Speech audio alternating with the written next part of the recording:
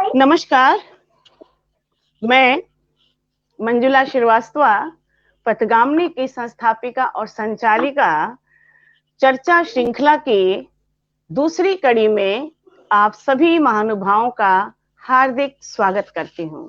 पथगामिनी परिवार आप सभी का तहे दिल से आभारी है कि आप सब लोग यहाँ पर उपस्थित हैं एक आवाज पर। बहुत बहुत धन्यवाद आप सबका। मैं सबसे पहले हालांकि श्रोतागण अभी जुड़े नहीं हैं, लेकिन फिर भी मैं श्रोतागण का पहले अभिवादन कर देती हूँ। जुड़ेंगे ही जुड़ेंगे, थोड़ी देर में सही हम लोग अपना चर्चा शुरू करते हैं।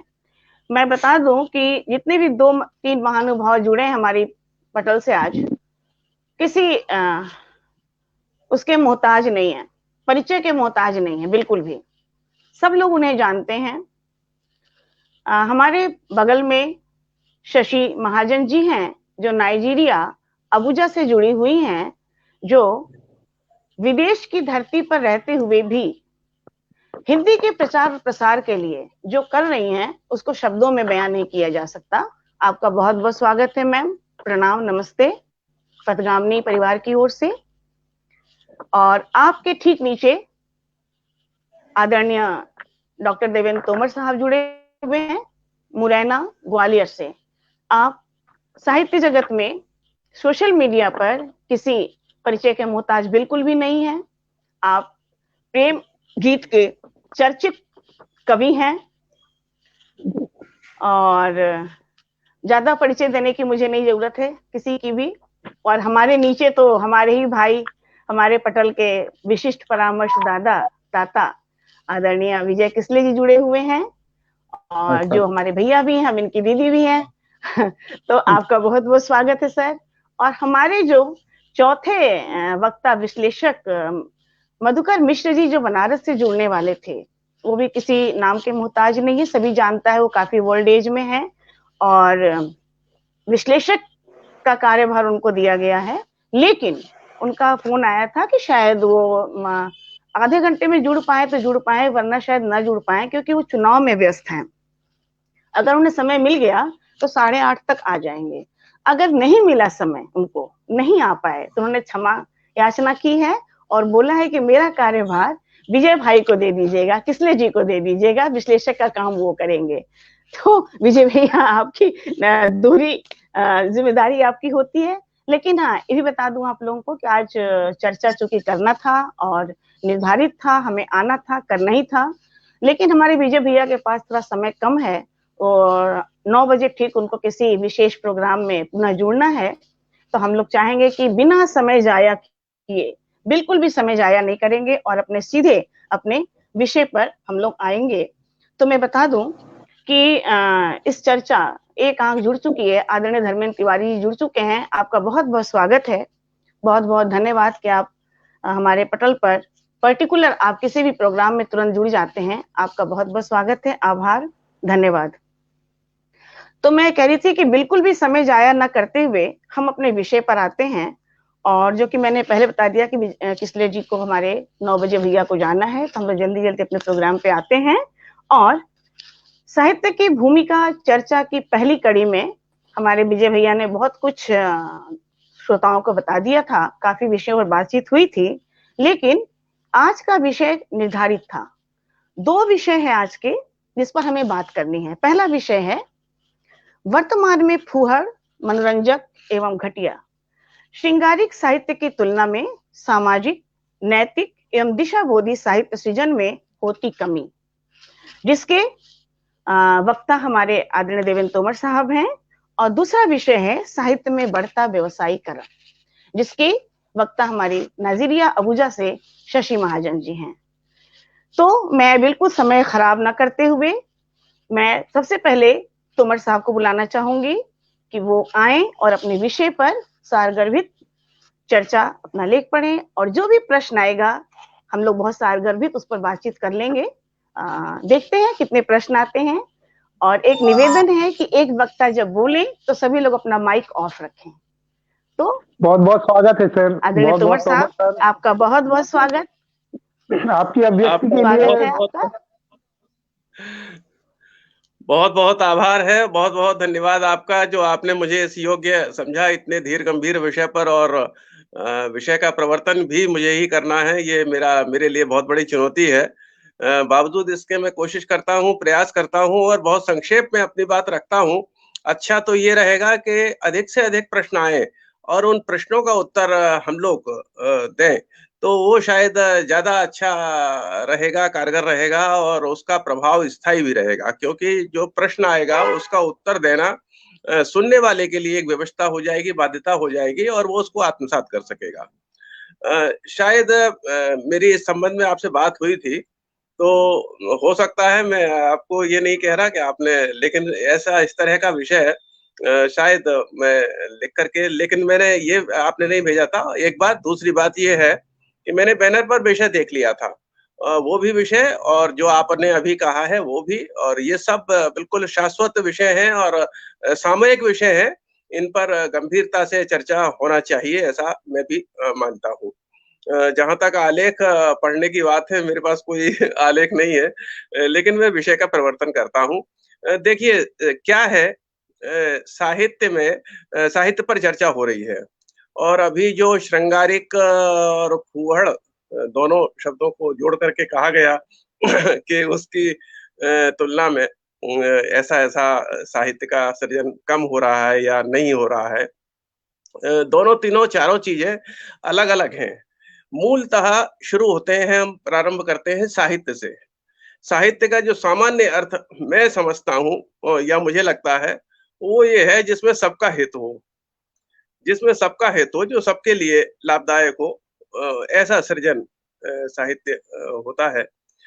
दूसरी बात ये है कि आपने कहा कि इसकी तुलना में और ये साहित्य का सृजन कम हो रहा है, जिसमें फूहड़ साहित्य भी शामिल हो गया। एक्चुअली फूहड़ साहित्य कुछ होता नहीं है। साहित्य में फूहड़ता होती है। फूहड़ साहित्य कभी नहीं होता। साहित्य में फूहड़ता होती है, जो नहीं होना चाहिए। उसके लिए भी हमें सोचना होगा कि क्या किया जा सकता है। तीसरी बात ये है कि साहित्य हमेशा समाज सापेक्ष रहा है और समय सापेक्ष रहा है। साहित्य को कभी भी ये नहीं कहा जा सकता कि ये साहित्य अनुपयोगी है। अगर वो साहित्य है तो, फूहड़ अगर सृजन, फूहड़ लेखन है, अगर फूहड़ लेखन है या फूहड़ वक्तव्य है, तो वो साहित्य की श्रेणी में नहीं है। लेकिन जो साहित्य है, जिसे हम साहित्य मानते हैं, जो साहित्य की श्रेणी में आता है, वो अगर समाज सापेक्ष नहीं है, तो शायद उसके साहित्य होने पर भी प्रश्न चिन्ह लगाया जा सकता है, लग सकता है। इसी प्रकार से समाज सापेक्ष होने के साथ-साथ समय सापेक्ष भी होना चाहिए साहित्य को। अगर समय सापेक्ष नहीं है, तब भी उसके साहित्य होने की, क्योंकि साहित्य को समाज का दर्पण कहा गया। समाज में जिस समय में जो घटित हो रहा होता है, उसे उस समाज के लिए, उस समाज की ओर से अन्य समाजों के सामने या दुनिया के सामने, संसार के सामने, या जो समाज की चिंता करने वाले लोग हैं, उनके सामने अगर हमने साहित्य की शक्ल में, साहित्य के किसी विधा के रूप में नहीं रखा, तो सीधे-सीधे उसके अपराधी हम स्वयं होते हैं, जो सृजन में रत रहते हैं, सृजन में लीन रहते हैं, जो अपने आप को साहित्यकार कहते हैं। तो सबसे पहली बात तो ये है, मैं जो सारांश में कहूँगा और कहना चाहता हूँ, वो ये कि साहित्य साहित्य होता है और जो भी उसकी विसंगतियाँ हैं, उन विसंगतियों को जोड़ करके या उन विसंगतियों के हावी रहते हुए अगर कोई सृजन हो रहा है या कथित लेखन हो रहा है, तो वो साहित्य की श्रेणी में नहीं माना जाना चाहिए और उसको एक सिरे से खारिज किया जाना चाहिए। इसके लिए अलग-अलग तरह के उपाय हो सकते हैं। उन उपायों पर विचार किया जाना चाहिए, जो हम आगे करेंगे। और बस मैं इतनी भूमिका के साथ, इतनी बातचीत के साथ मैं आग्रह करूँगा कि आप इस कार्यक्रम को आगे बढ़ाइए और अधिक से अधिक प्रश्न आने दीजिए।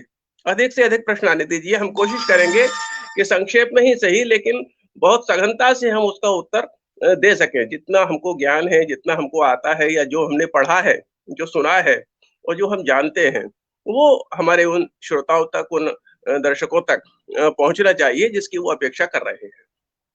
धन्यवाद आपका। चलिए। जी, बहुत बहुत धन्यवाद, आपने अच्छा आगाज किया। और प्रश्न तो डिपेंड करता है कितने श्रोता जुड़ते हैं, कहाँ तक पहुंच पाता है, देखते हैं। हम लोग ही कुछ आपस में प्रश्न, हाँ, अभी आदरणीय रत्नेश्वर सर जी जुड़ गए हैं और उनकी टिप्पणी मूर्धन्य साहित्यकार आदरणीय किसले जी, डॉक्टर देवेंद्र तोमर जी, पटल की संस्थापिका मंजुला श्रीवास्तव जी का हार्दिक स्वागत, अभिनंदन। आपका भी सर बहुत बहुत स्वागत, अभिनंदन है। और आपके मन में जो कोई प्रश्न हो तो कृपया यहाँ पर डालें, पूछें। और हम लोग हमारे जो विद्वत घर पधारे हुए हैं आज, उसका जवाब देंगे। दूसरे वक्ता पर आने से पूर्व हम चाहेंगे कि किसले जी अगर कोई प्रश्न हो तो आप पूछ सकते हैं, नहीं तो फिर कुछ क्वेश्चन पूछोगे, एक टॉपिक समाप्त हो पहले। आदरणीय तोमर जी ने बहुत अच्छी बात करी, शुरुआत बहुत अच्छी। कि साहित्य वही है जो जिसमें समाज का हित जुड़ा हो, और साहित्य कभी फूहड़ नहीं होता, लेखन फूहड़ होता है। बहुत बहुत अच्छे तरीके से स्पष्ट सभी को बता दिया कि साहित्य का लेखन कैसा होना चाहिए। और हम यही अपेक्षा भी कर रहे थे डॉक्टर साहब से कि डॉक्टर साहब कुछ ऐसी बात बोलें जो समाज में सकारात्मक रूप से विचार समाज तक पहुंचे, और उन्होंने ये किया है। मेरा तो और विचार था कि डॉक्टर तोमर जी इस पर कुछ और, इसके इर्द गिर्द समाज में जिस ढंग से फूहड़ता, अश्लीलता या साहित्येतर लिखा जा रहा है, जो साहित्य में नहीं लिखा जाना चाहिए वो लिखा जा रहा है, इस पर थोड़ी सी और चर्चा करेंगे तो मुझे लग रहा है कि समय का भी सदुपयोग होगा। और ज्यादा से ज्यादा इसके बाद आदरणीय शशि जी हमारे बीच में अपनी बात तो रखेंगी। मैं चाहता हूं कि अब एक बार फिर से इसको थोड़ा सा आगे कंटिन्यू करें। आपने बहुत अच्छा आगाज किया है, मैं यही निवेदन है मेरा। जी, मैं सबसे पहले तो आदरणीय धर्मेंद्र नाथ तिवारी जी का धन्यवाद ज्ञापित करूंगा। आपने मेरी बात का समर्थन किया है और उसे सही ठहराया है। दरअसल ये संवाद है, जो जिस तरह का संवाद हम कर रहे हैं, यही संवाद साहित्य को जिंदा रखे हुए है। यही संवाद साहित्य को जिंदा रखेगा। यही संवाद ने साहित्य को स्थायित्व दिया है। यही संवाद साहित्य को आगे ले जाएगा। मैं बहुत-बहुत आभारी हूँ तिवारी जी आपका, जो आपने इस चर्चा में अपनी सहमति व्यक्त की है और इस वक्तव्य पर सहमति व्यक्त की है। जहाँ तक आदरणीय किसले जी का सवाल है, आपने कहा कि इसको और अधिक विस्तार से, जैसे कि आपने इस बात को सही ठहराया कि लेखन फूहड़ होता है, साहित्य कभी फूहड़ नहीं होता। इसी से जुड़ी हुई एक बात और भी है जो विसंगति है और जिस पर हमको विचार करना होगा, गंभीरतापूर्वक विचार करना होगा। वो उसको सारांश में इस तरह से कह सकते हैं कि एक होता है लेखन और एक होता है उसकी प्रस्तुति। क्या फूहड़ है, क्या साहित्य है, इस पर हम चर्चा कर ही रहे हैं और आगे करेंगे और अधिक सघनता से करेंगे। इसके साथ में जो 2 पक्ष और होते हैं, जिनसे निकल कर आता है, हमें पता चलता है कि कौन क्या लिख रहा है, कहाँ क्या लिखा जा रहा है। मैं बहुत बड़ी विनम्रता के साथ और ये बात कहना चाहता हूँ, मैं ऐसे-ऐसे महाकवियों को जानता हूँ, जिन्होंने 4-4 महाकाव्य लिखे, 5-5 महाकाव्य लिखे और शाश्वत विषयों पर लिखे हैं, लेकिन कोई जिले में उनको नहीं जानता, जिला स्तर पर नहीं जानता कोई। ये जो विसंगति है, ये बड़ी शर्मनाक स्थिति है। हमें बड़ा दुःख होता है, बहुत भारी मन से ये बात कहना होती है कि 5 महाकाव्य लिखने वाले आदमी को उसकी गली का आदमी नहीं जानता कि ये महोदय, ये महाकवि हमारी गली में रहता है, हमारे पड़ोस में रहता है। अब ये ऐसा क्यों हुआ? ऐसा इसलिए हुआ कि हम लोक रुचि के अनुसार, लोक भाषा में और लोक शैली में अपनी बात को नहीं कह पाए। इसके लिए हम दोषी हैं। इसके लिए हम दोषी हैं, चाहे वो साठोत्तरी कविता को दोष दे दें, चाहे हमारे अपने नवगीत को दोष दे दें। ठीक है, सभी विधाएँ स्वीकार हैं, मान्य हैं, सम्माननीय हैं, सबका आदर किया जाना चाहिए, सबका अपना एक वजूद है, सबका अपना एक स्थायित्व है और होना चाहिए। साहित्य में, लेखन में, सृजन में ये विविधता होनी चाहिए। अगर है तो स्वागत योग्य है। लेकिन जहाँ साहित्य के समाज से जुड़ने का प्रश्न है, हम समाज को उसकी भाषा में, उसकी शैली में उसकी बात, उसकी विसंगति, उसके उत्थान, उसके विकास और उसका जो भी कल्याण है, हमारे साहित्य से जो हो सकता था, उस भाषा में, उस शैली में हम उसको वो बात नहीं कह पाए। रामचरितमानस के और भागवत गीता के प्रसिद्ध होने का और विश्व प्रसिद्ध होने का मूल कारण जो रहा, वो ये रहा कि उसमें दोनों चीजें थीं। तत्कालीन परिस्थितियों का प्रस्तुतिकरण था उसमें, तत्कालीन परिस्थितियों का बिंब था, प्रतिबिंब था उसमें, और दूसरा तत्कालीन समाज की भाषा थी, तत्कालीन समाज की शैली थी। हम उससे हट गए, कोई नई कविता की तरफ जा रहा है, कोई नवगीत की तरफ जा रहा है, कोई हजल की तरफ जा रहा है, कोई कहीं जा रहा है, कोई कहीं जा रहा है। ये जो बिखराव है हमारा अपना, जिसके लिए हम सीधे-सीधे हम दोषी हैं, उस बिखराव ने साहित्य सृजन की का जो पटल है, उसका बहुत भारी नुकसान किया है। तो इस बिखराव से बचते हुए सृजन के कुछ ऐसे उपाय और प्रस्तुति के कुछ ऐसे उपाय खोजने होंगे कि जो लोक रुचि के हों, लोक भाषा के हों, लोक शैली के हों और लोक ग्राह्य हों। आम आदमी उसको ग्रहण कर सके। आप देखिएगा किसले जी, आपको बहुत अच्छे से स्मरण होगा, आज से 20 साल पहले, 25 साल पहले, 30 साल पहले, 50 साल का तो मुझे याद है 30 साल, 40 साल पहले जो कवि सम्मेलन होते थे, रात-रात भर लोग सुनते थे उनको। और किनको सुनते थे? गोपाल सिंह नेपाली को, गोपाल दास नीरज को, रमानाथ अवस्थी को, बाल स्वरूप राही को। आज के किसी बच्चे से, आज के किसी लड़के से रमानाथ अवस्थी के या रावतार त्यागी के गीत का अर्थ अगर आप जानना चाहें, तो वो अर्थ नहीं बता सकता उसका, उनके गीत का। लेकिन आप भाषा देखिएगा उसकी, शैली देखिएगा, कितनी मोहक थी। नीरज जी की शैली देखिए, नीरज जी के गीतों का अर्थ देखिए, उनका आध्यात्मिक पक्ष देखिए, कितना मोहक था कि उस समय का एक रिक्शा चलाने वाला आदमी, एक ठेला लगाने वाला आदमी भी रात-रात भर बैठ करके नीरज जी को सुनता था, रावतार त्यागी को सुनता था। और आज कौन सुने जा रहे हैं? आज जो सुने जा रहे हैं, रात-रात भर के कवि सम्मेलन तो समाप्त हो गए अब। 3 घंटे का कवि सम्मेलन होता है, 5 सितारा होटल में होता है, 3 स्टार होटल में होता है। और वहां जिसको सुना जा रहा है, साहित्य में तो उसको मान्यता ही नहीं मिली। वहां जिसको सुना जा रहा है, साहित्य में उसको मान्यता नहीं मिली और सही कारणों से नहीं मिली है। व्याकरण की दृष्टि से उसका साहित्य है ही नहीं, उसके गीत है ही नहीं, उसके मुक्तक है ही नहीं। व्याकरण की दृष्टि से कह रहा हूं मैं, साहित्य की बात हो रही है। इसलिए प्रसिद्धि तो कोई भी प्राप्त कर सकता है। प्रसिद्धि तो एक डमरू बजाने वाला होता है ना, या कहे कि जो चमत्कार दिखाने वाला होता है, हवा में हाथ लहराया और चैन हाथ में आ गई, तो वो हाथ की सफाई होती है। तो प्रसिद्धि तो वो भी प्राप्त कर लेता है। सवाल प्रसिद्धि का नहीं है, सवाल यहाँ साहित्य सृजन का है। तो अच्छा, इसके विपरीत क्या हो रहा है कि जो साहित्य सृजन कर रहे हैं, उनकी वो स्थिति है जो मैंने आपसे अभी कही कि 5 महाकाव्य लिखने वाले व्यक्ति को उसकी गली का आदमी नहीं जानता कि ये महाकवि हमारी गली का है, हमारे पड़ोस का है। तो इन सब चीजों को गंभीरता पूर्वक विचार करना होगा, आत्मसात करना होगा। हमारी आपसी चर्चा, आपसी जो हमारा विमर्श है, ये बहुत कल्याणकारी है और दूरगामी परिणाम देने वाला है।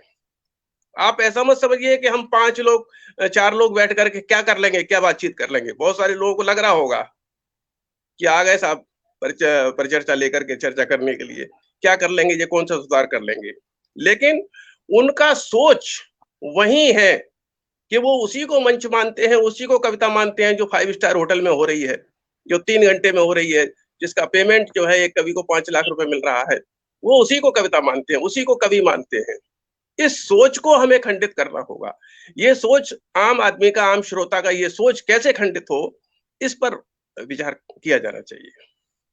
जी, धन्यवाद।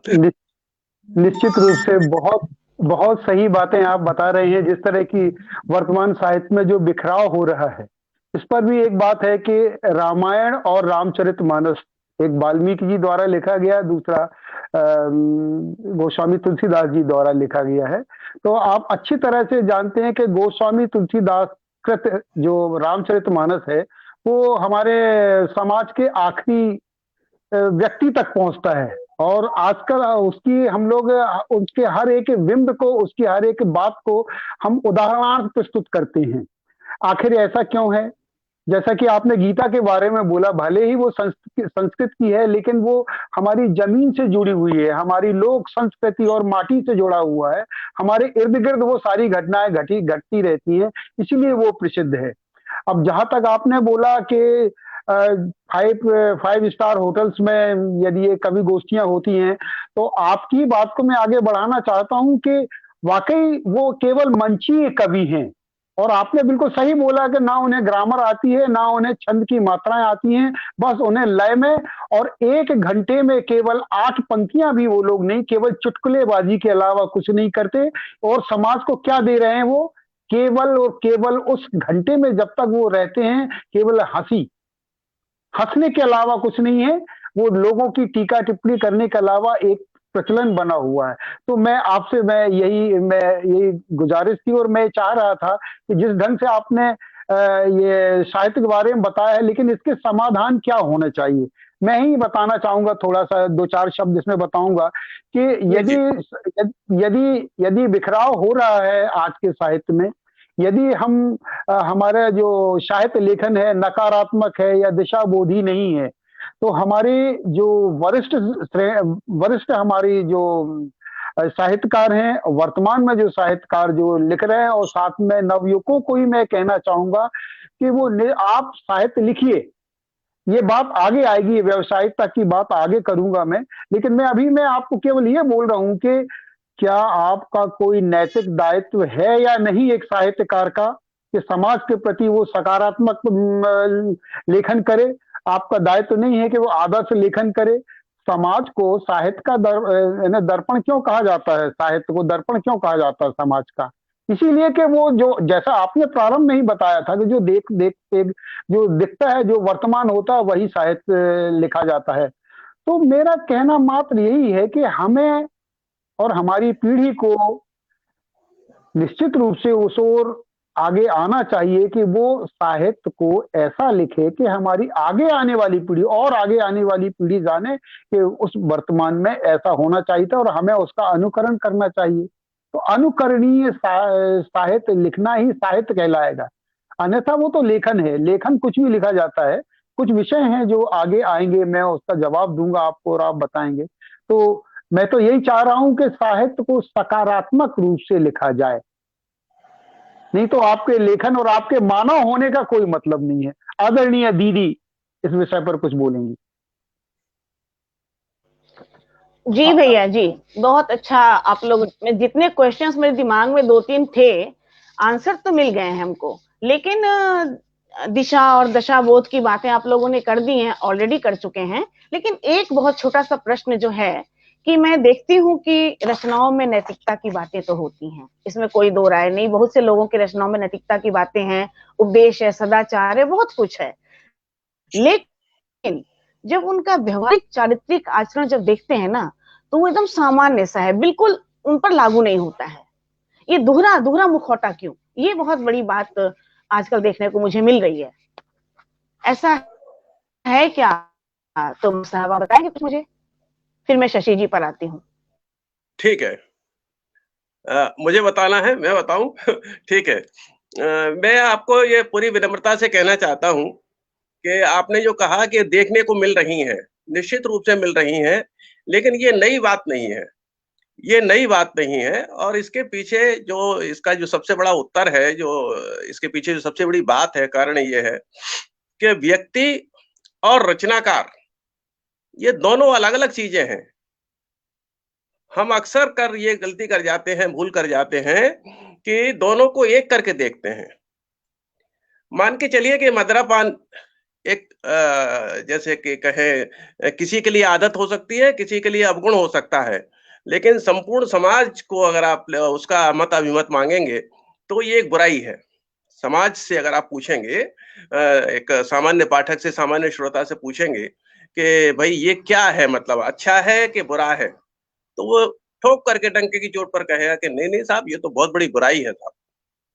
लेकिन आपने देखा होगा कि मदिरा पान करने वाले कवि भी राष्ट्रीय क्या अंतर्राष्ट्रीय स्तर के साहित्यकार हुए और उनके साहित्य से समाज को दिशा मिली।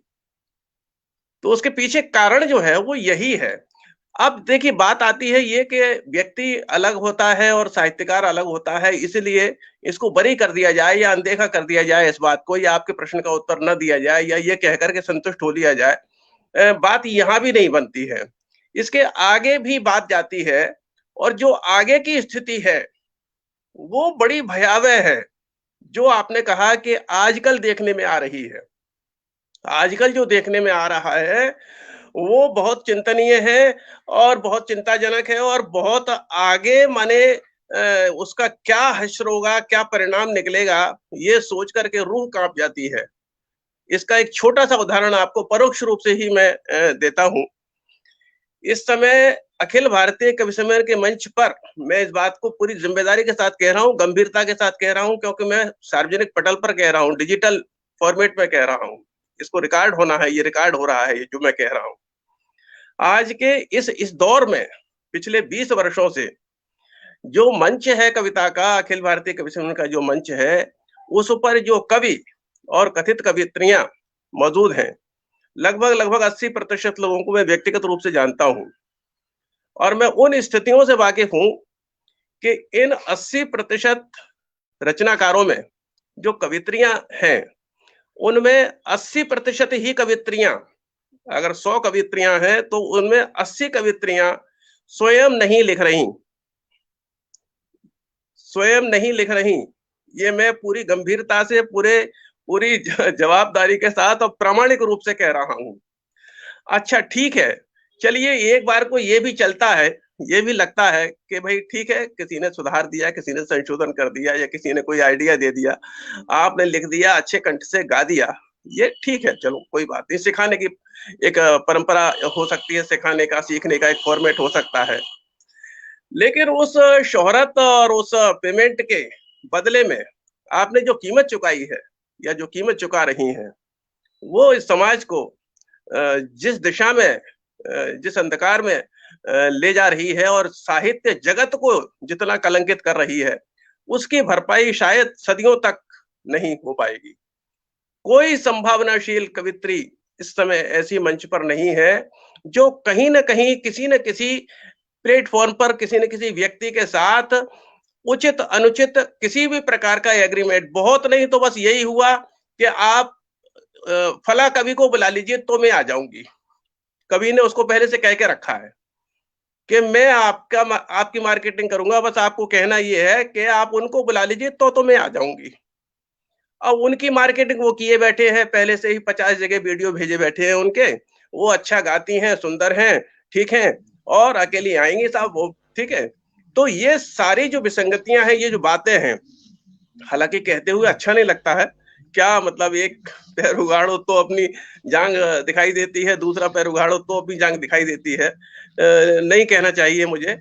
लेकिन चूंकि हम लोग एक साहित्यिक पटल पर और साहित्यिक चर्चा कर रहे हैं और उन विसंगतियों को लेकर के चर्चा कर रहे हैं, इसलिए ये सब कहना जरूरी है, बताना जरूरी है कि सुधार की दिशा, सुधार की संभावनाएं कहाँ से दिखाई दे सकती हैं।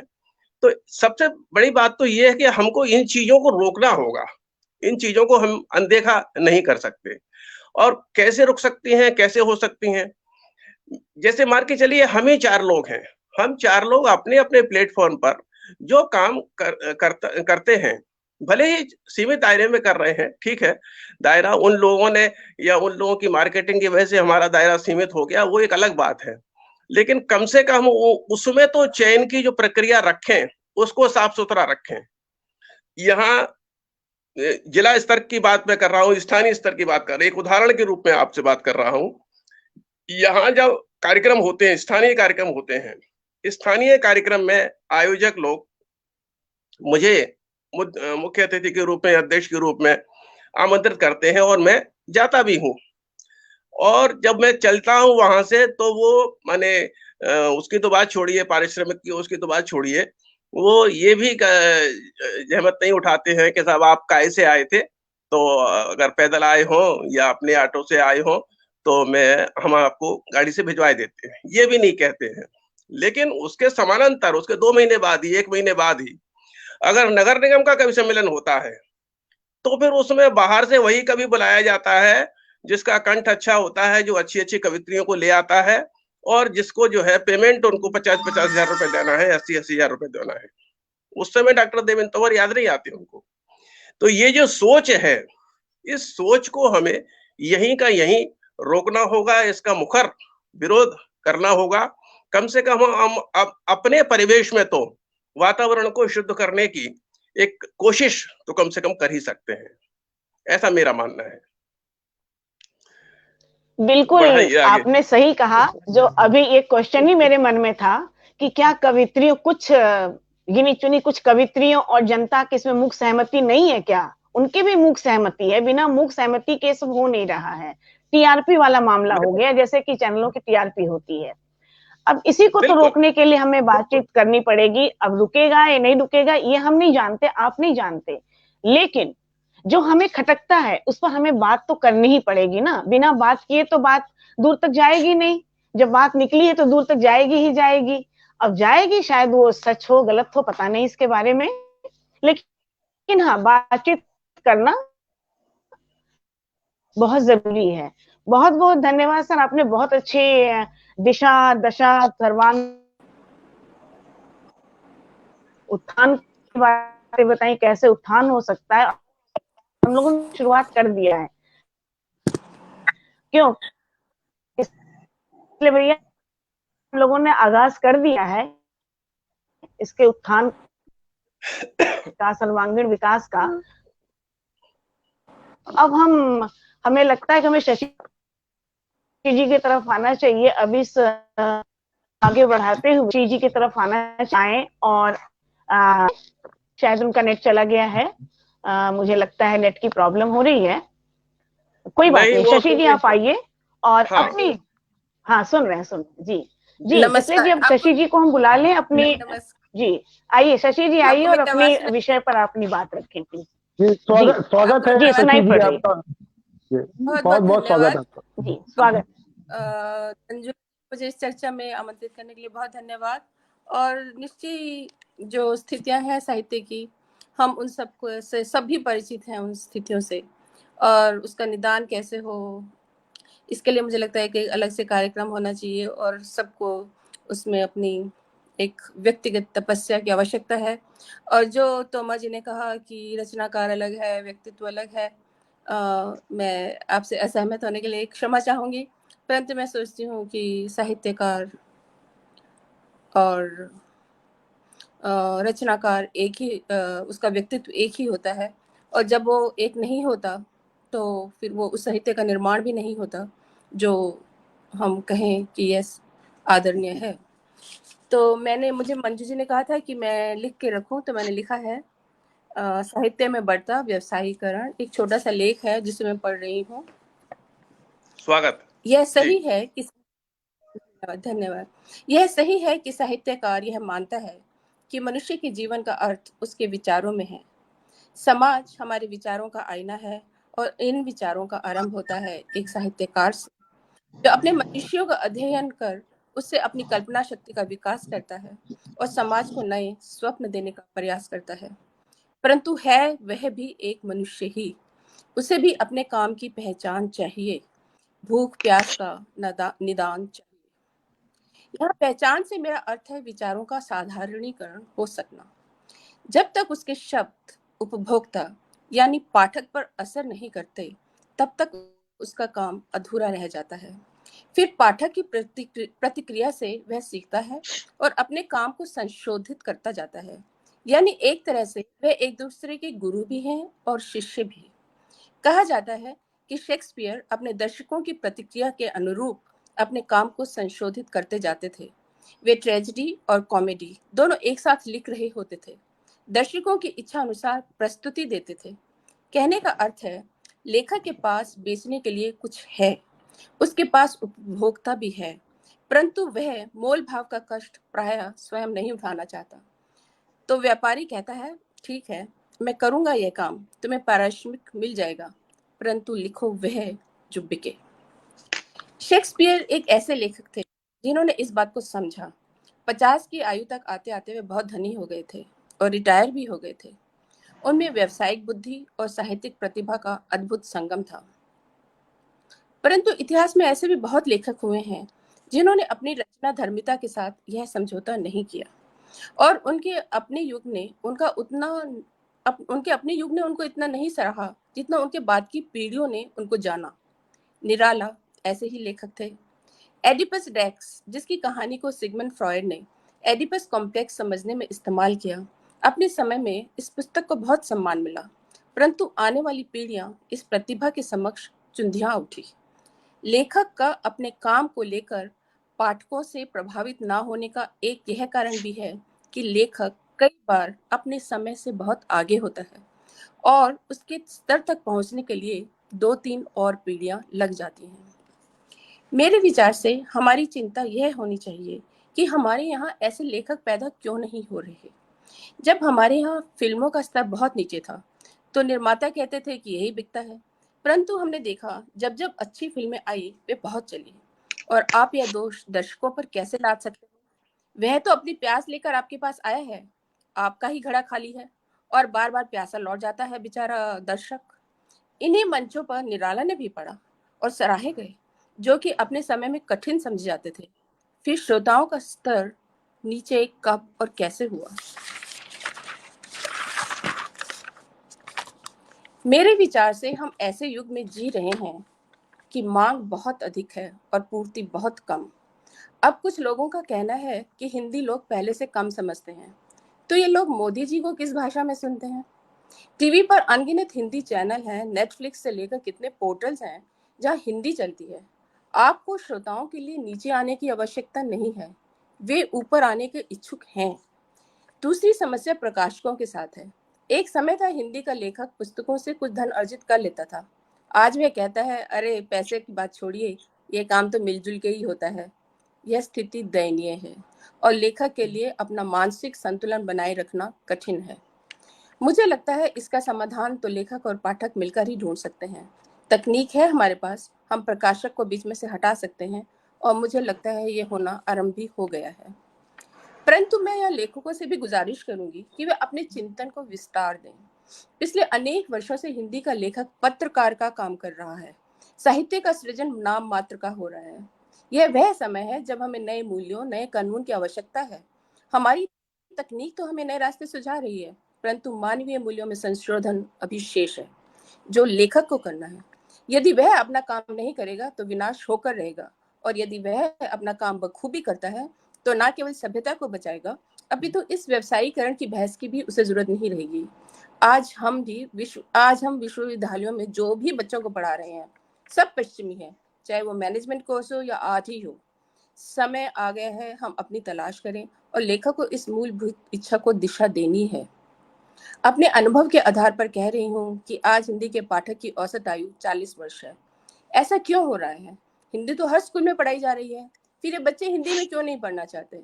इसका उत्तर यही है कि हमारा लेखक बाजार के हाथों बेजार हो गया है। यह हार न केवल उसकी है अपितु पूरे समाज की है। परंतु इस दयनीय स्थिति से लेखक को स्वयं ही उठना होगा। उसे उस समाज का निर्माण करना होगा जहां समाज अनावश्यक उपभोग की वस्तुओं को खरीदने के बजाय विचारों का मूल्य जाने और उसके लिए उचित दाम दे। बहुत आभार। बहुत अच्छा, बहुत सुंदर, बहुत सुंदर। मैं किसले जी से गुजारिश करूंगी कि कुछ बातचीत करें इस विषय पर। आदरणीय शशि जी ने बहुत ही सार गर्भित विचार व्यक्त किए और मुझे लग रहा है ये पूरा का पूरा परिप्रेक्ष्य था व्यावसायिकता का।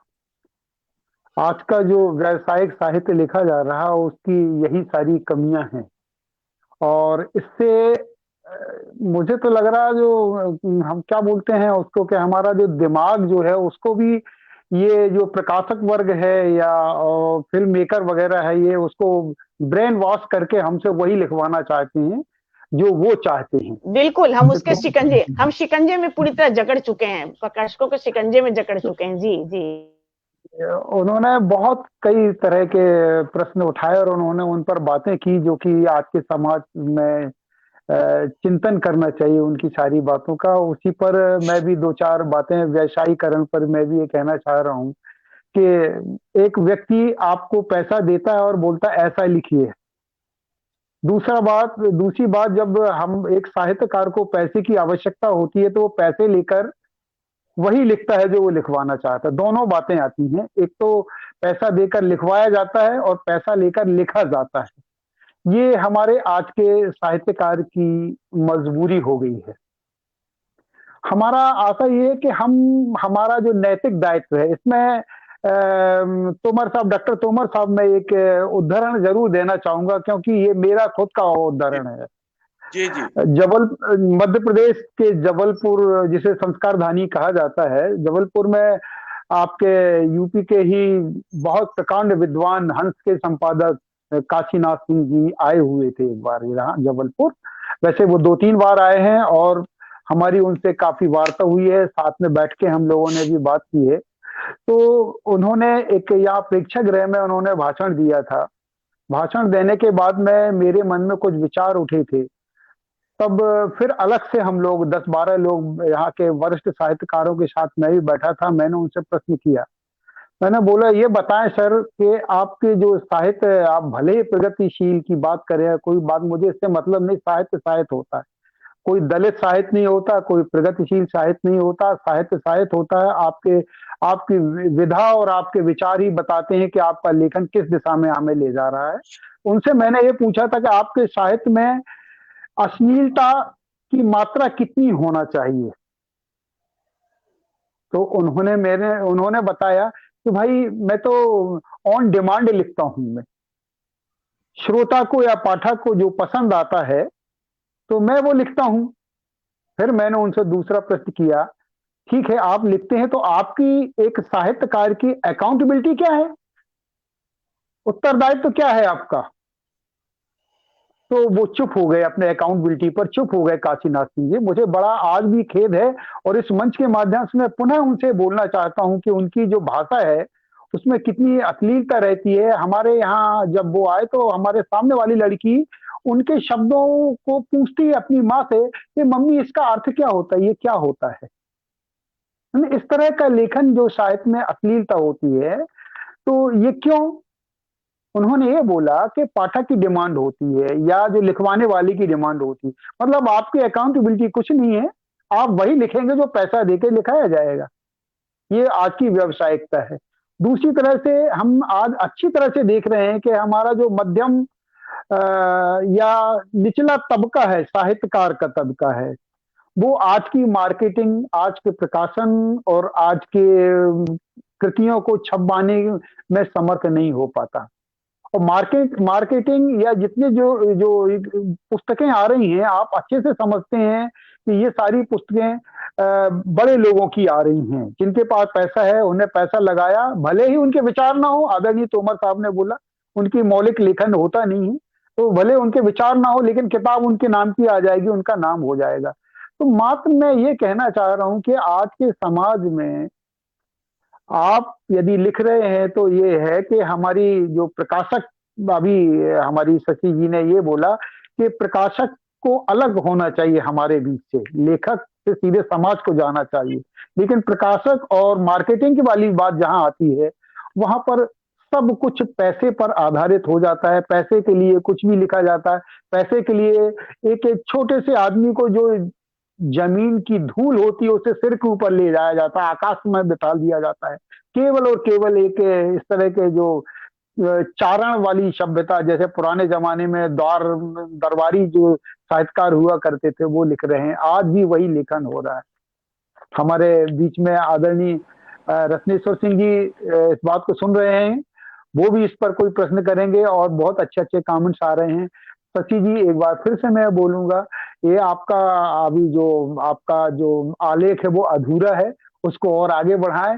इसका हो सकता है वर्तमान परिप्रेक्ष्य में साहित्य की भूमिका, यदि हम इसका तीसरा यदि सीरीज भी आगे लाएं तो शशि जी शायद इनका नेट में कुछ गड़बड़ी है, वो शशि जी बाहर हैं। लेकिन मैं चाहता हूं कि शशि जी इस पर अगली बार कभी आएं और अपने विचार जरूर व्यक्त करें। बहुत अच्छी बात है, व्यवसायीकरण पर बहुत लंबी बात होना चाहिए। इसी तरह से तोमर जी की बातों पर भी बहुत बात होनी चाहिए कि हमारा साहित्य क्या है, वास्तविक साहित्य क्या है। धन्यवाद। आदरणीय दीदी आगे आप बोलें। जी, बहुत अच्छा, धन्यवाद। अपने अपने विषय पर आप लोगों ने जितना समय मिल पाया उतना अच्छा बोला, और जितने मुझे लगता है कि अब समय शायद नहीं रहा है हमारे पास कि हम ज्यादा बात आगे बढ़ाएं, लेकिन श्रृंखला आगे बढ़नी है। अगली श्रृंखला में भी हम सब आगे बात करेंगे। हालांकि क्वेश्चन तो नहीं आ रहा है इधर से। हाँ, सब लोग हम ही लोगों की बातों को जायज ठहरा रहे हैं, सही कह रहे हैं। हमें देखना ये है कि हमें प्रकाशकों के शिकंजे से अलग हटने की जरूरत है। लेकिन एक बात ये भी है ना कि अब वो समय भी नहीं रहा कि खुद को जला करके साहित्य की सेवा की जाए। खुद को जलाने वाला समय भी नहीं रहा कि प्रेमचंद और निराला इन लोगों ने जला करके साहित्य सेवा की। तभी देखो, साहित्यकार को भी तो खाने पीने, समाज में रहने के लिए जरूरत है ना। लेकिन टीआरपी वाला मामला नहीं होना चाहिए। जो टीआरपी वाला मामला है उसको हमें किसी तरह से दूर करने की जरूरत है, क्योंकि वो एक बहुत ही ज्यादा, अब हम क्या बोलो, निचले स्तर का कार्य इस समय हमारे उसमें हो रहा है, कवि सम्मेलनों में। उसको किसी तरह से नहीं होना चाहिए, मुझे लगता है। आप लोगों को भी यही लगता है? जैसा कि तोमर साहब ने भी कहा और भैया ने भी कहा, शशि जी का चली गई है, शायद नेट की प्रॉब्लम हो रही है। नहीं नहीं, केवल पीछे हैं वो। हाँ नेट पर है वो जी। अशोक जी कह रहे हैं कि साहित्यकारों में संवेदना हो तो अच्छा संदेश ही देंगे। अच्छे संदेश में भी अत्यधिक आर्थिक लाभ संभव है। बिल्कुल सही कह रहे हैं आप। अब हमको लगता है भैया, हमको लगता है कि अगले कड़ी के लिए कुछ क्वेश्चन जो आ रहे हैं उनको रख लिया जाए, और अगली श्रृंखला में हम लोग इस प्रश्नों का आंसर देंगे वक्ताओं के थ्रू। और चूंकि आपका भी समय हो चुका है, और अगली श्रृंखला में गंभीर परिस्थितियों से उबरने की युक्तियों पर विमर्श की जरूरत है। धर्मेंद्र जी, आपके इस प्रश्न को हम रख लेते हैं, कैसे इन युक्तियों से हम उबरेंगे, और जो कुछ हम लोग को समझ में आएगा या जी बोलिए। हाँ, बोलिए शशि जी। हाँ जी, मैं भी एक लेखक हूँ। बहुत बड़ी लेखक नहीं, लेकिन प्रयास है मेरी, और इससे मैं बहुत इससे बहुत मन से जुड़ी हुई मैं। तो मैं ये कोई दावा नहीं कर रही यहाँ पे, इसे पूरी विनम्रता के साथ ही लिया जाए। जो मैं कहने जा रही हूँ वो यही है कि आज का जो हिंदी का लेखक है वो अपने आप को बाहरी दुनिया, बहुत बड़ी दुनिया से नहीं जोड़ पा रहा। उसका जो अपना चिंतन मनन है बहुत सीमित है। हम छोटी छोटी बातों को लेके अपना समय में बिता रहे हैं। क्योंकि आप आज देखिए, आज का युग बहुत बदल चुका है। जहाँ टेक्नोलॉजी हमें ले जा रही है, हम उसको नहीं रोक सकते, वो जाएगी, उसको रोकने का सवाल ही नहीं उठता।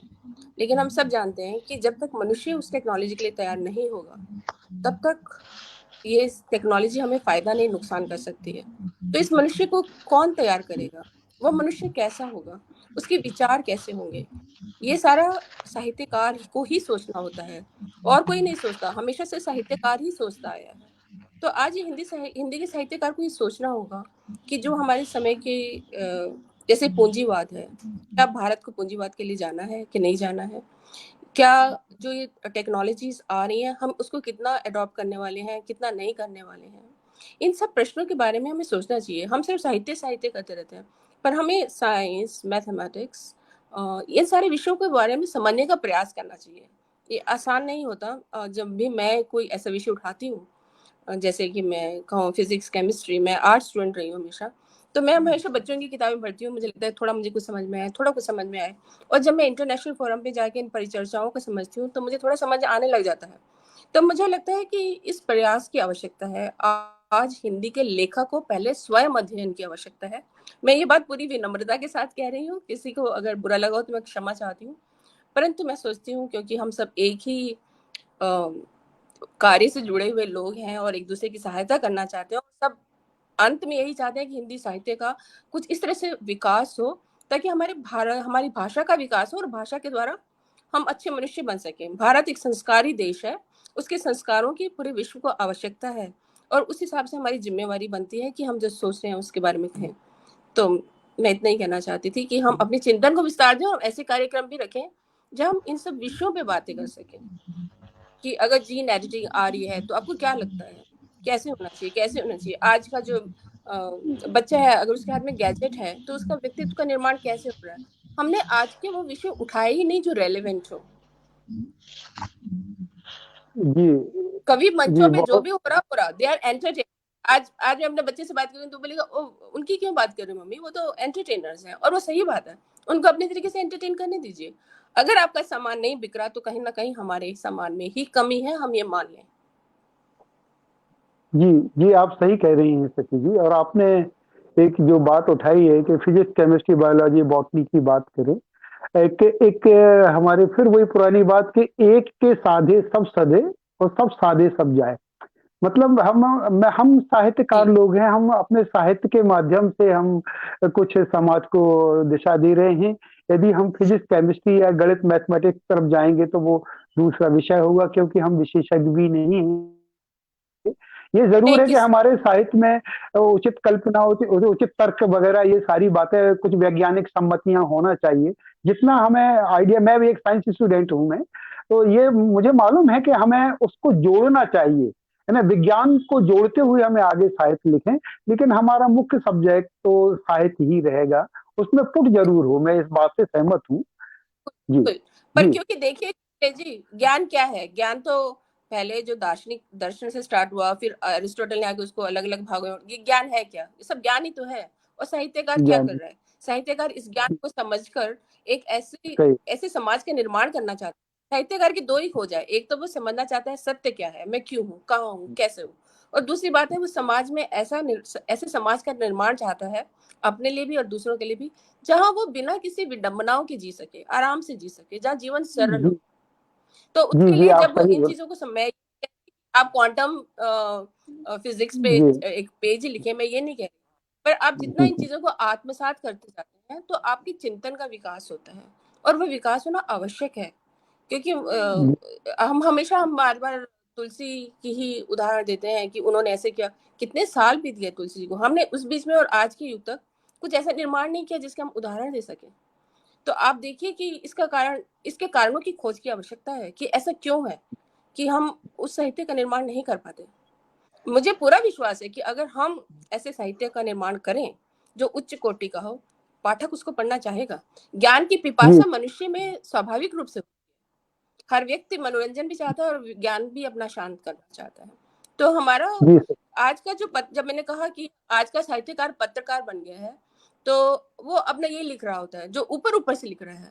वो अंदर के जो भाव है वो उसको कसना, उसको जानना एक साहित्यकार का काम है। साहित्यकार आज वो नहीं कर रहा।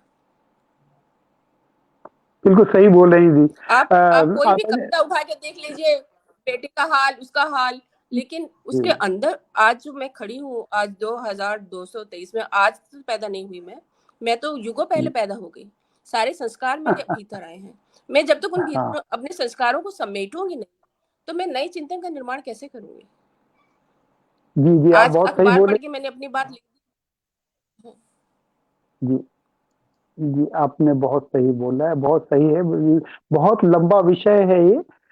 हम इस पर फिर से, आप भी, हम हमें मैंने दीदी से बोला था कि शशि जी को जरूर बुलाया जाए, बहुत अच्छा बोल रही हैं वो, और हम चाहेंगे कि आगे भी वो आए।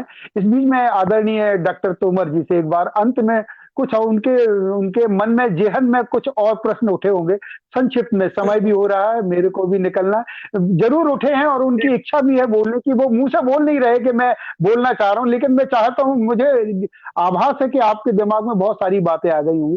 संक्षिप्त नहीं में दो नहीं, चार सेकंड ये निश्चित सुनाए। रूप से ऐसा होता है कि एक क्रिया की प्रतिक्रिया होती है। शशि जी बहुत अच्छा बोल रही थी, काफी अच्छे सवाल उठाए उन्होंने और अच्छी बातें कही, अच्छी संभावनाओं पर प्रकाश डाला। और मुझे पता है कि आपको 9 बजे किसी दूसरे कार्यक्रम में जाना है, इसलिए बस मैं 6 मिनट बाकी है अभी, मैं 3 मिनट में अपनी बात समाप्त करता हूँ। देखिए, सबसे पहले तो ये है कि आज की इस चर्चा में जो भाग ले रहे हैं और जो उसके इस आयोजन के जो साक्षी हैं, आदरणीय धर्मेंद्र नाथ तिवारी जी, रत्नेश्वर सिंह जी, रामचरण सिंह जी आचार्य, सोहनलाल शर्मा जी, अशोक सिंह जी, सागर सराफ, बबीता प्रसाद जी और शबनम मेहरोत्रा। मैं आप सबका बहुत बहुत स्वागत भी करता हूं और आभार भी व्यक्त करता हूं। एक बात शशि जी ने कही थी, हालांकि कोई ऐसी विवाद वाली बात नहीं है उसमें। उन्होंने कहा तो ठीक है, अपने स्तर पर ठीक ही कहा होगा। हो सकता है कि मैं ठीक से नहीं कह पाया अपनी बात को। उन्होंने कहा कि व्यक्ति और वो लेखक को, रचनाकार को एक ही होते हैं और एक ही होना चाहिए। आपका कहना ठीक है कि एक ही होना चाहिए, लेकिन इस युग की विडंबना है कि एक ही होते नहीं है।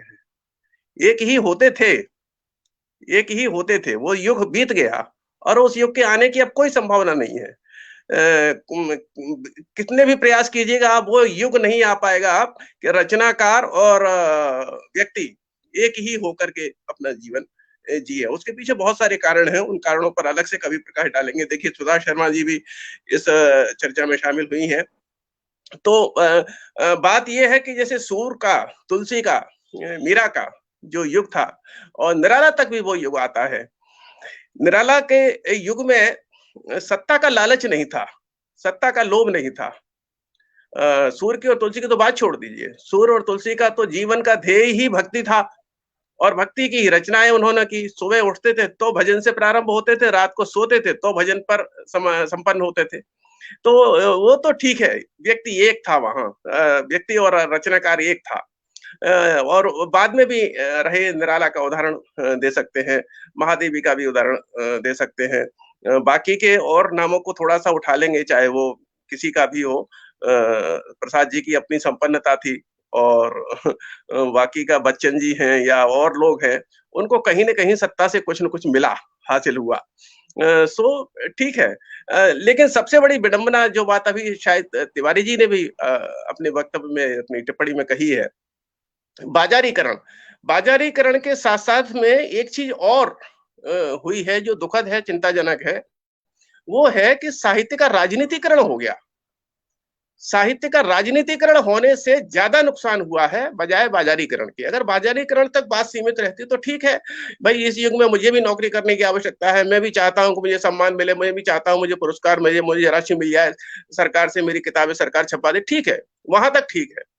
लेकिन जब मैं ये सोच लेता हूं कि मध्य प्रदेश में भाजपा का शासन है, इसलिए मुझे भाजपा के पक्ष में दक्षिणपंथी होकर के रचनाएं लिखनी है, सृजन करना है, या मैं ये सोच लेता हूं कि अब अमुक राज्य में मुझे अपनी किताबें भेजनी है, तो लाओ उसके लिए एक वामपंथी विचारधारा की एक किताब लिख दूं, क्योंकि वहां कांग्रेस का शासन है या कम्युनिस्ट का शासन है। बस गड़बड़ वहीं से शुरू होती है और हो यही रहा है। राजनीति के साथ साथ साहित्य का जो राजनीतिकरण हुआ है, उसने सारा खेल खराब कर दिया और ये खराबी ऐसी हुई है, इसको सुधार करने में, इसको दूर करने में, इसको दुरुस्त करने में फिर एक बार सदियां बीत जाएंगी। आज से हमें कोशिश तो शुरू कर देना चाहिए, अपनी कोशिशों में कोई विराम नहीं देना है, कोई अल्प विराम नहीं रखना है। लेकिन स्थिति इतनी बिगड़ चुकी है, हर आदमी, हर रचनाकार या तो प्रगतिशील है या तो दक्षिणपंथी है, या वामपंथी कहते हैं उसको या दक्षिणपंथी कहते हैं। अरे भाई, साहित्य साहित्य। मैं अभी, आपने एक बात कही थी काशीनाथ जी के विषय में, काशीनाथ जी की प्रशंसा करूंगा मैं उस बात के लिए जो उन्होंने वक्तव्य दिया। क्षमा चाहूंगा मैं आपसे, जो उन्होंने हंस जैसी पत्रिका का संपादक अगर ये कह रहा है कि साहित्य साहित्य होता है, ये दलित और ये सब बकवास है और फिजूल की बातें हैं। दूसरी बात उन्होंने जो कही है कि मैं ऑन डिमांड लिखता हूं, ये आपत्तिजनक हो सकती है, उनका उत्तर उनके स्तर के अनुरूप नहीं हो सकता, ऐसा मान सकते हैं, हम कह सकते हैं। लेकिन पहली बात जो उन्होंने कही है कि साहित्य साहित्य होता है, शाश्वत सत्य यही है कि साहित्य साहित्य होता है। साहित्य जैसे ही प्रगतिशील हो गया, साहित्य जैसे ही वामपंथी हो गया, साहित्य जैसे ही दक्षिणपंथी हो गया, फिर वो साहित्य नहीं रह जाता और उसको सृजित करने वाला साहित्यकार नहीं रह जाता। तो ये बातें हैं जिन पर हमें विचार भी करना होगा। और जैसा हमारे अभी किसी मित्र ने कहा था, बाद में किसी बहन ने कहा था श्रोताओं के बीच में से, दर्शकों के बीच में से, कि ये कोई एक दिन में या एक बार में चर्चा संपन्न हो जाए या उसका कोई निष्कर्ष निकल आए, ये संभव नहीं है। लेकिन इस तरह की बातचीत हमको करते रहना है, हम करते रहेंगे। बहुत बहुत धन्यवाद आपका। जरूर, आपने एक विशेष अहम मुद्दा उठा दिया है कि साहित्य का राजनीतिकरण, इस पर निश्चित रूप से हम लोग आगे हैं। हाँ, इसका ये बहुत अच्छी बात है, इस पर एक ही एपिसोड होगा, ये राजनीतिकरण हो रहा है, इस पर हम जरूर इस चर्चा में भाग लेंगे। दीदी आगे, आप आगे। जी, अब हमारे पास आगे बढ़ने के लिए समय नहीं है, यहाँ पर समय हमें जवाब दे रहा है, तो मैं कुछ भी नहीं बोलूंगी आगे, एक शब्द नहीं बोलूंगी, लेकिन इतना जरूर गुजारिश करूंगी कि आप सब लोग बार बार इस चर्चा में जुड़ें, साहित्य के विषय में संबंधित बातें करें, और क्योंकि हमें समाज में कुछ करना है, अगर जब तक जिंदा है हम लोग तब तक कुछ कर सकते हैं तो कर लें, तो बेहतर होगा, हमारी आवाज कहीं ना कहीं तक पहुंचेगी। दूसरी चीज, मैं थोड़ा सा श्रोताओं का नाम लेना चाहूंगी। आदरणीय शबनम मेहरोत्रा जी जुड़ी हुई हैं, धर्मेंद्र जी जुड़े हुए हैं, सुधा शर्मा दीदी जुड़ी हुई हैं, और बबीता प्रसाद जी जुड़ी हुई हैं, अशोक सिंह जी कह रहे हैं, मेरे हिसाब से जितने विषय हैं सबसे पहले साहित्य के ही भाग हैं, उसके बाद समयानुसार विषयों का वर्गीकरण हो गया है। जिज्ञासा जी जुड़ी हुई है, साहित्य में खेमेबाजी, चिंतन पूर्ण और विचारने एक बहुत सुंदर विषय आया है, इसको हम लोग रख सकते हैं, सुंदर कार्यक्रम। इस प्रकार से हमारे काफी श्रोतागण जुड़े हुए हैं। अब मुझे खुशी इस बात की है कि इस गंभीर चर्चा पे हमारे श्रोता अपना कान लगाए हुए हैं, ये मुझे बड़ी अच्छी बात लगी।